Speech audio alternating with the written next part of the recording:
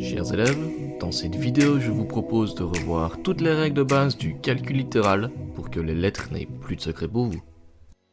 Le calcul algébrique semble souvent très difficile, mais en réalité, tout se résume en quelques mots de vocabulaire et une règle pour chaque opération.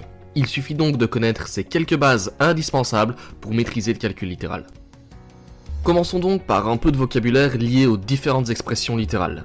Mais d'ailleurs, c'est quoi une expression littérale ? Une expression littérale est une expression qui comprend une ou plusieurs lettres.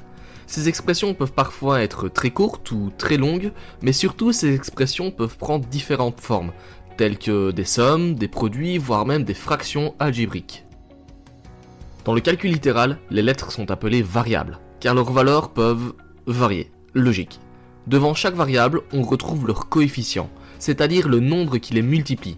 Ce coefficient peut, comme souvent en maths, être positif, négatif, décimal, fractionnaire, mais l'important à retenir, c'est que si le coefficient n'est pas écrit, alors il vaut 1. Enfin, pour pouvoir travailler les expressions algébriques, il est important de savoir réaliser deux opérations, chacune ayant sa propre règle à savoir utiliser, l'addition et la multiplication. Pour l'addition, la règle veut qu'on ne peut additionner que les termes semblables, c'est-à-dire les termes qui possèdent exactement la même partie littérale, même lettre accompagnée des mêmes exposants. Moins x et 5x possèdent la même partie littérale x, ce sont des termes semblables. 5a carré b et 2a carré b également. Par contre, 4a cube et 4a carré ne sont pas des termes semblables, car même s'ils possèdent la même lettre, l'exposant lui est différent. Un autre exemple qui ne fonctionne pas serait 2a carré b et 2ab carré.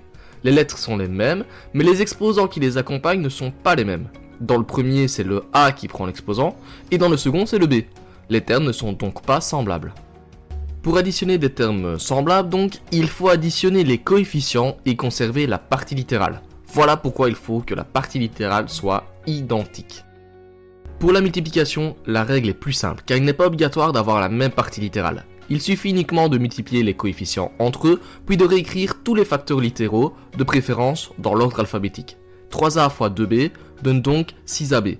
5a fois 3c fois b donne 15abc. Dans le cas de la multiplication toujours, il suffit de se rappeler que si une lettre apparaît plusieurs fois, on favorisera l'écriture sous forme de puissance, par souci de clarté. 3a fois 2a donne donc 6a carré.